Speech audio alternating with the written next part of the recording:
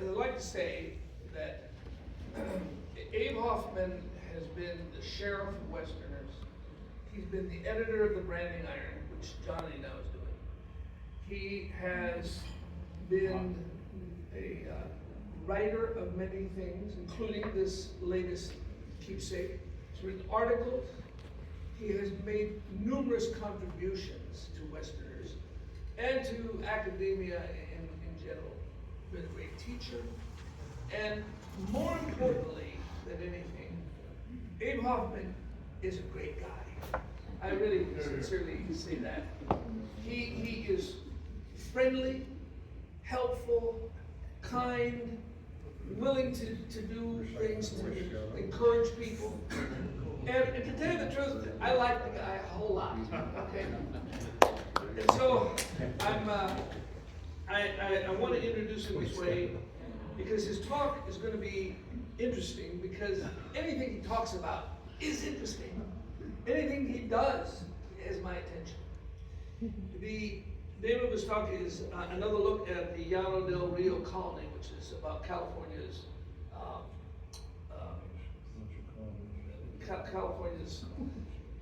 kind of the hippie generation of 150 years ago.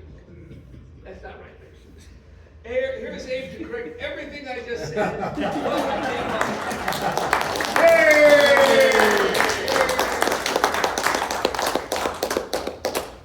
When the praise exceeds the presentation, you know you've got a problem. But whatever. This map here got a nice arrow to remind people that wherever you were, that's exactly where, driving on 138 before there was a 210 to make it easier to get to Las Vegas, there were those stone chimneys. Back in 1961, wasn't that? There was no internet, and there was no YouTube. Today, you put up Llano del Rio, and you get a lot of videos ranging from a minute to 15 seconds, whatever, by people driving on the highway, seeing it, stopping, getting out of the car, wandering around, taking pictures, and knowing almost nothing of what it was. So here's a reminder of what it was. I'm going to tell two stories tonight. The first of these is the difference between being a historian and a history major. How a person majoring in history had an evolution, I don't know, evolution? Eventual becoming a historian. The second purpose is to tell the story of the Llano, not Llano, of the Llano del Rio colony and why those chimneys are there. Let me start by pointing out that in the fall semester of 1960, I was in Cal State LA, and as a student, graduate student at Cal State LA, I wanted to enroll in a seminar. There was a seminar in Western history. Sounded, look, pretty interesting. It would be led by Professor Emmett Greenwald. Anybody here remember him? Oh well, it was a long time ago. He had a reputation for being very strict but very fair. So it was that on the evening that the first meeting was to be held, there I was, ready to do what had to be done in this seminar. Professor Greenwald had his own way of dealing with things. There were 20 people in the room, 20 students. Now, at that particular time, I can't answer what it does now, but professors had the discretion of limiting the seminars to 12 students. And here's 20 students in the room. Anticipating this, Professor Greenwald had a form, and he handed out copies of this form to the 20 students. It said on the form, what classes have you had in the history of the West? Well, I had the history of California, and I had the westward movement. So I filled those out.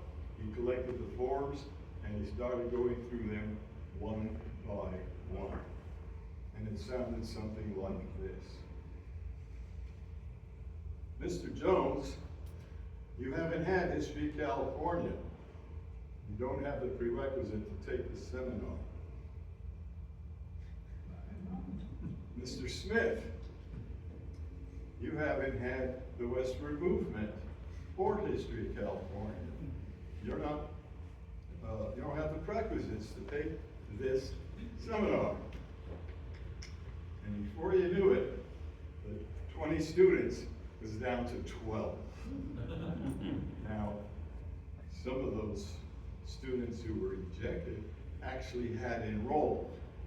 It didn't matter to Greenwald. If you didn't have the prerequisites, you couldn't be in his seminar. With that accomplished, and it cleared the air with an excess number of students, he proceeded over to a wall in this conference room where there was a portable blackboard on wheels. He turned it around, and there were 12 topics listed. And he said to the 12 of us sitting around the big table, take your pick. Well, I looked at him, and no sooner did I look at them than I said, no one else is interested, I'll take number 9. Number 9 simply said, Llano in California. 11 pairs of student eyes are staring at me. What does he know about this? What's he talking about? What is that? Well, not their problem. I knew what he was talking about. I took it. And everybody else scrambled, pitied the poor 12 student. He only had one left topic to pick. I don't know what he could. That was the meeting.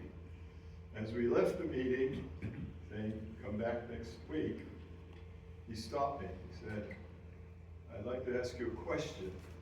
Yes, sir. Why did you pick Llano in California so quickly? I told him, sir, I work part-time at the downtown library. In fact, I started there 4 years ago when I entered college in the periodicals department, where there was on the basement floor a place called the Vault. In that vault were bound volumes of newspapers, the London Times, the New York Times, Los Angeles Times, lots of Los Angeles newspapers, a lot of papers from other cities and countries, London Times, complete runs, and big bound volume books. There was also a very large cabinet with newspapers that had short runs. And in my free time, because to me this was like being in a candy store, and I don't have type 2 diabetes to worry about, I looked in that cabinet every now and then, and I found a run of a newspaper called the Llano Colonist. And so I figured when he put that up on the chalkboard, there had to be a connection. And that having that newspaper in the downtown library where I worked would be a real good idea for a topic for me. And I told him this, and he said as we were going out the door, I'd like to recommend that you start with a book by Robert Hine called California's Utopian Colonies. Well, on my very next visit to the library to report work, I found, yes, the library had a copy, and I checked it out, there was a chapter. And that was my introduction to the Llano del Rio colony. As time went on, I became more and more interested in what this colony was all about.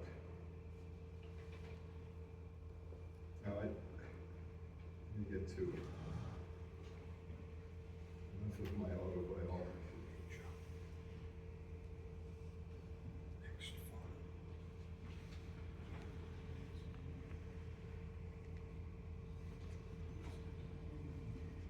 Now, the Llano del Rio Cooperative Colony was a brainchild of Joe Harriman, a prominent Los Angeles attorney who happened to be a member of the Socialist Party. In 1900, he was so active he served as a socialist candidate for vice president, with Eugene Debs as the presidential candidate. Well, he didn't win. That's the way it is. In 1907, he defended the Mexican revolutionary Ricardo Flores Magón, who was in Los Angeles and being charged on various charges by the United States federal government. It was in 1911 that Los Angeles had a municipal election in which Joe Harriman ran for mayor against the incumbent George Alexander. Now, this was an interesting year for an election at the municipal level. For one thing, in October 1910, somebody blew up the Los Angeles Times building, and in the pursuit of who did it, two brothers were arrested and brought to Los Angeles for trial, the McNamara brothers. Harriman, as a socialist, was very much concerned as to whether these two men, socialists, were going to get a fair trial. The unions, there were socialist-minded unions, hired one of the more prominent attorneys in the United States, Clarence Darrow, to head a team of lawyers. Also on that team was the author of The Shame of Our Cities, Lincoln Steffens, a journalist. And also on the team was Joe Harriman.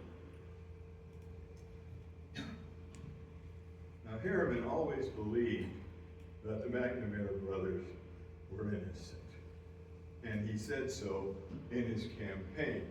He also took a position that proved ultimately unpopular as well, of opposing the construction of the Los Angeles Aqueduct, which was going on at that particular time. Well, that's pretty courageous to go against what seems to be a very popular kind of thing going on. But as the trial date came sooner, unavoidable, Clarence Darrow became convinced that the McNamara brothers were guilty. He urged the McNamara brothers to avoid a death sentence, when in those days of justice, death sentence was by hanging, to convince them to take a life sentence instead of pleading guilty. Harriman had led the Los Angeles electorate in the primary, but his position in defending people who suddenly changed their mind and found that they were guilty, well, people, was it said, threw their Harriman for mayor buttons in the air.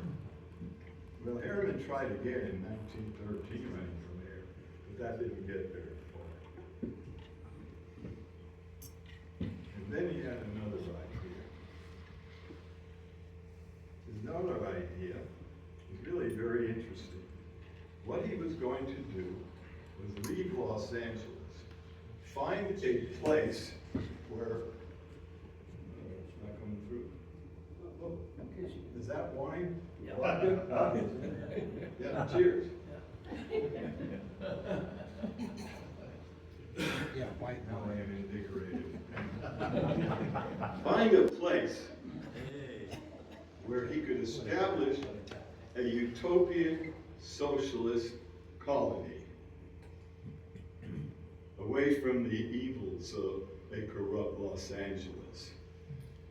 At that particular time, and there has been a lot written about it, there were any number of utopian colonies up and down California, which is why Hine had his book written that way, describing it with that one chapter about Llano del Rio.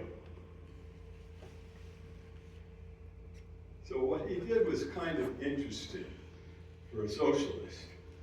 Namely, he formed a company that sold stock in a Llano del Rio company, and the members, people who bought the stock, could live on this area in the Antelope Valley.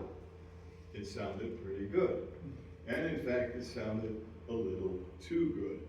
Because as time went on, the number of people interested in going to the Antelope Valley in order to sign on for the socialist experiment exceeded 1,000 people.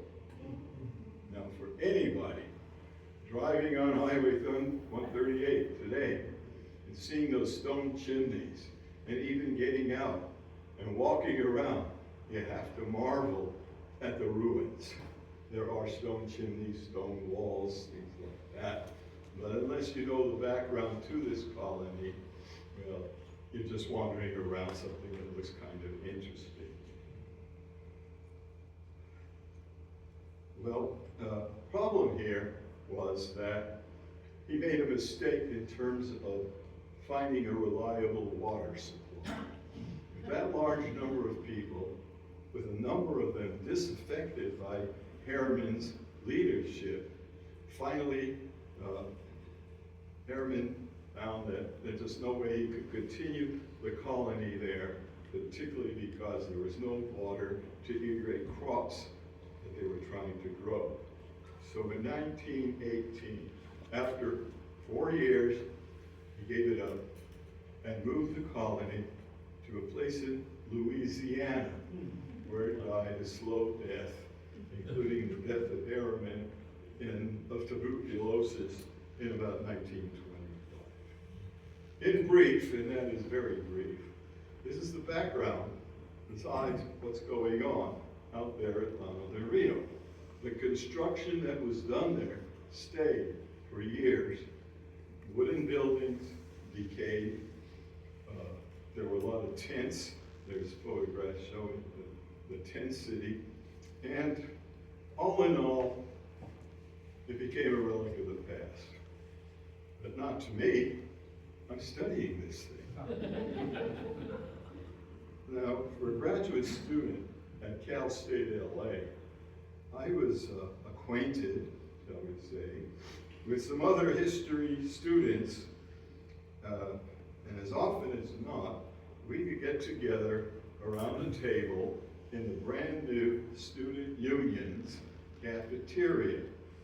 And we talk about this or that, which professor was an easy one, and which one wasn't, and what topic they were working on, and so forth, gossip.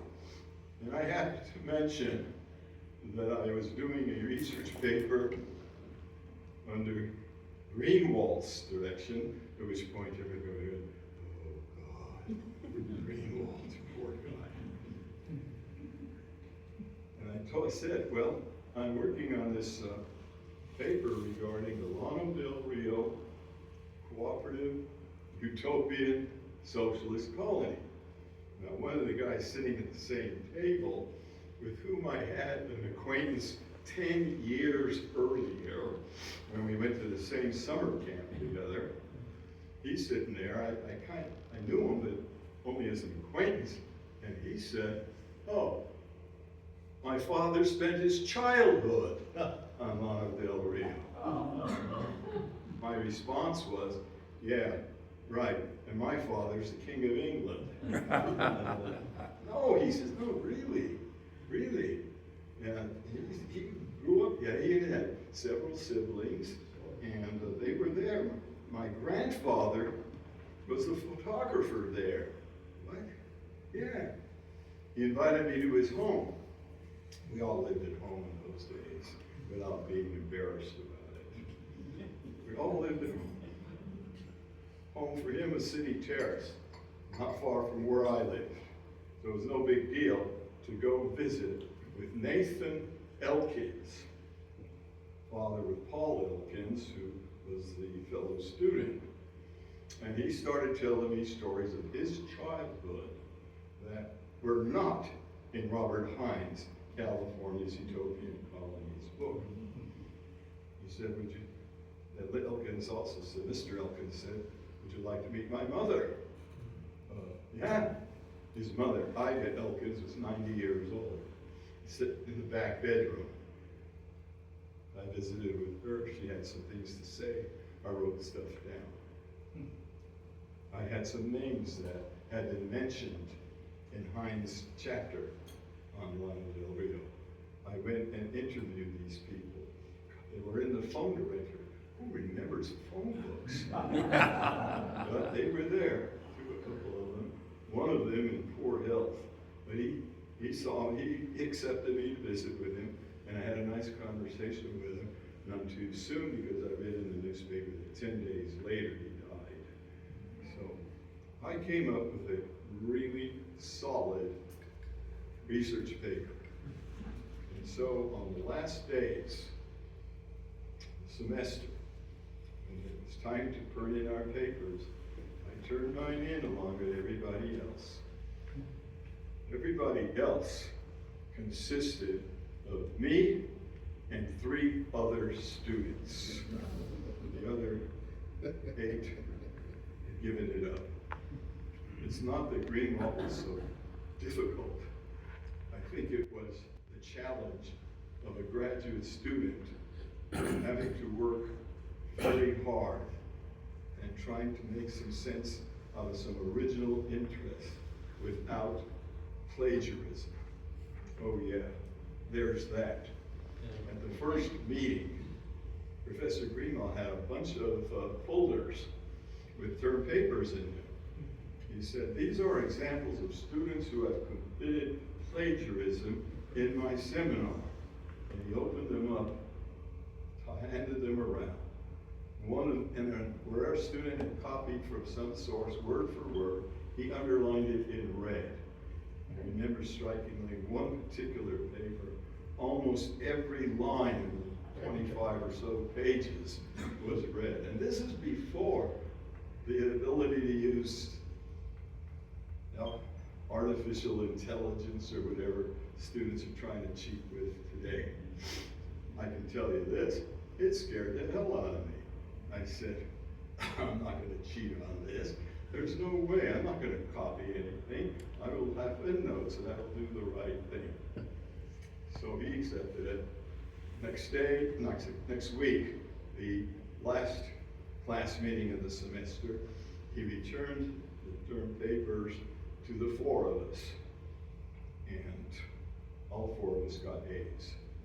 And as we were leaving, Professor Greenwald said, could I see you for a minute? I said, yes, sir. He said, I like your paper, and I would like to suggest that you send a copy of it to the magazine called the California Historical Society Quarterly. The editor is at USC. His name is Manuel Servine. He may be interested in publishing your article. And so I did. And so it was that it was accepted for publication. Wow. Somehow I wasn't a history major anymore. I become a historian. At first, and to the best of my knowledge, I didn't know what was in the future. The first published article in a state historical society journal. Well, it was accepted. And something else. When I met with Nathan Elkin, he happened to mention he had a few photographs taken by his father. I asked him maybe I could use them to illustrate this article, of which I was going to give him an offering, of course. He said, yeah, go ahead, here you go. And I selected 2 pictures. And they are in that article. I was very happy about that too, because you can't find those 2 photographs on the internet, as far as I know. They are in the pages of the September 1961 issue of the California Historical Society Quarterly. There's something else as a kind of PS to all this. I had a friend, a really great friend. His name was Phil. We bummed around a lot. He was not taking graduate courses. He was doing his own thing. And I told him about this Llano del Rio colony. I had done the whole thing. I looked at pictures, but I never actually been to the place. I said, let's take a drive out there and see what's left of the Llano del Rio colony. Well, he kind of misunderstood. He'd seen one Hollywood movie too many. He seemed to think it was going to be sort of like one of those ghost towns that Clint Eastwood ride. No, that's too soon for Clint Eastwood. John Wayne in a B movie might have ridden in on. So we get in his Austin Healey without the roof on, and we drove out on Highway 99, no I-5, over to 138. We drove east on it. We found, there it is, the stone chimneys. And he said, what else? And I said, well, that's not much else. We could look around. He was royally angry. So I drove all the way out here to see a few rocks like that. He was going to leave me there. I said, look, this is a real place. There's a story behind it. You know, take a picture or 2. What the heck? Let's go home. All right. So he drove down the Angeles Forest Highway at about 90 miles an hour. You were young, you could do stupid things like that. And that wrapped it basically up 40. Now, I had a lot to learn about history. There's no way that I was going to be as professional as I hope to be without a lot of hard work. Well, I was willing to do the hard work. I could tell stories about fellow graduate students at UCLA who were graduate students but nowhere near prepared to do the hard work necessary to earn a decent grade in a seminar. It took me 5 years to get the PhD degree. And in closing, I would like to point out that there are 2 kinds of students. The student who receives an F from a teacher will say, my teacher gave me an F in this class. The student who receives an A in the class says, I earned an A. There is a difference. A difference that I have always looked at and tried to be as fair as possible in my very long career. And I assure you, every story in that school's days book is true. No matter how weird it is, how it's weird and strange, sad, happy, it's all part of an experience. Everybody has a story to tell. That one was mine. And I thank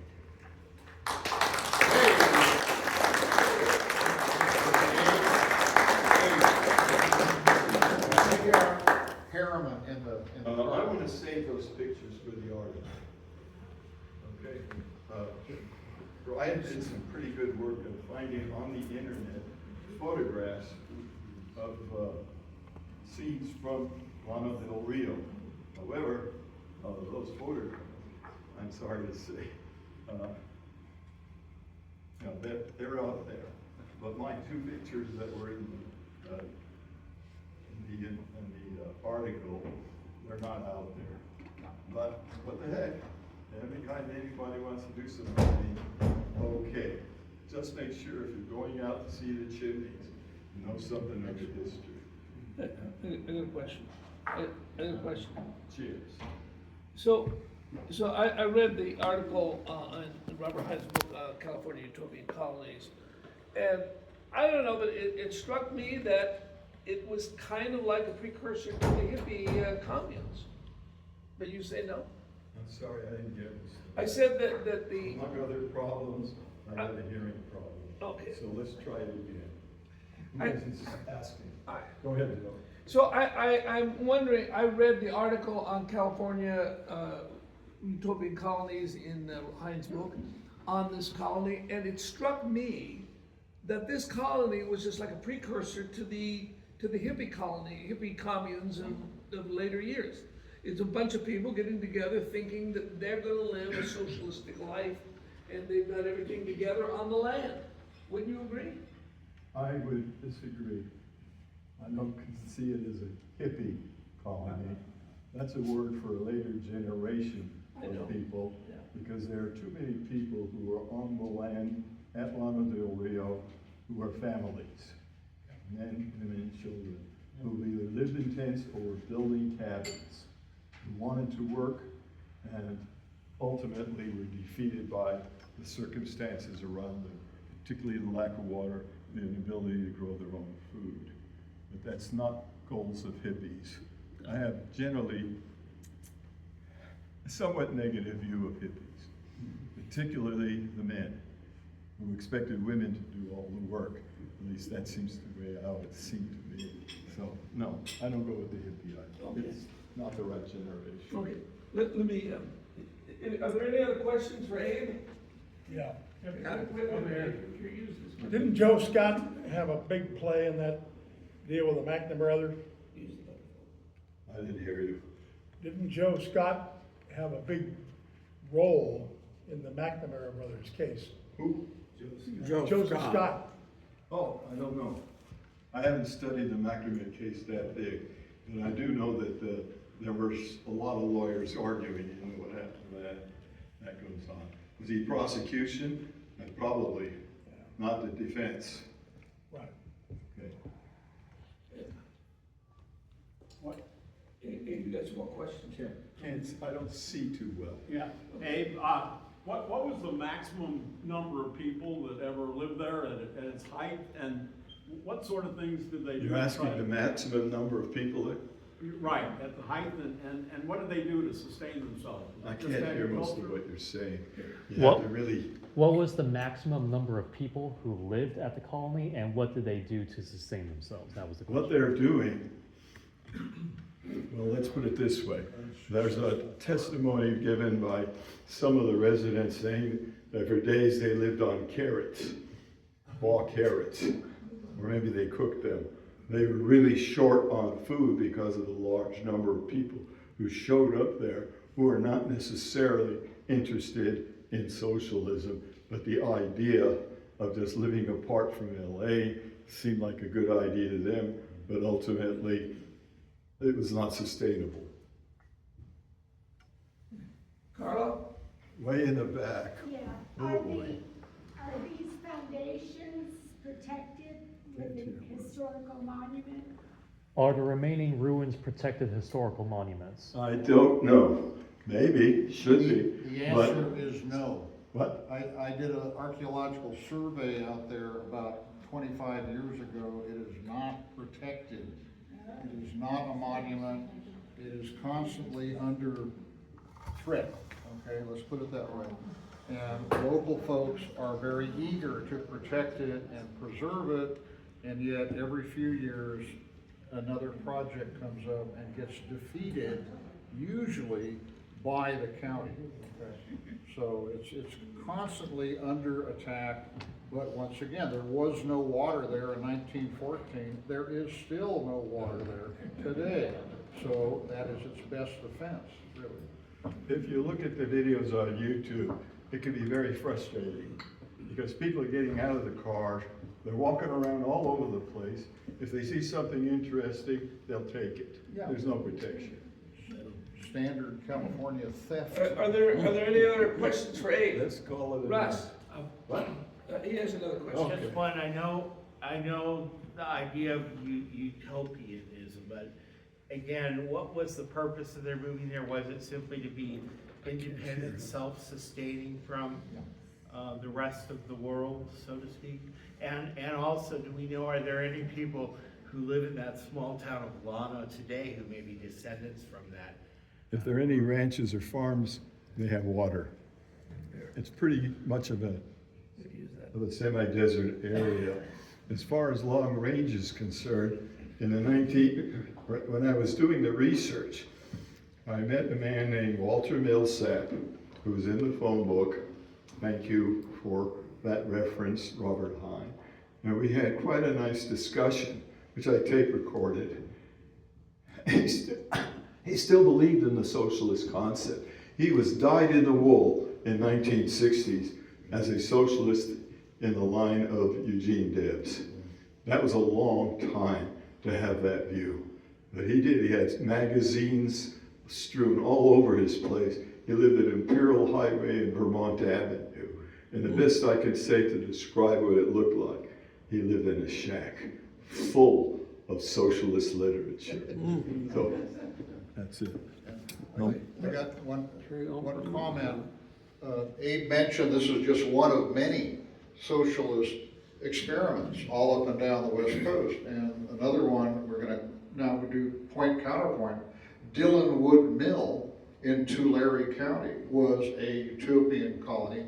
It was family-based, just like this one.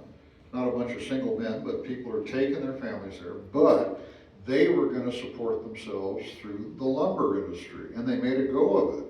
And they made a go of it to the point where most of the second generation guys got into the timber business as foresters and so forth and so on. So it stopped being a utopian colony, but it didn't die like this one did.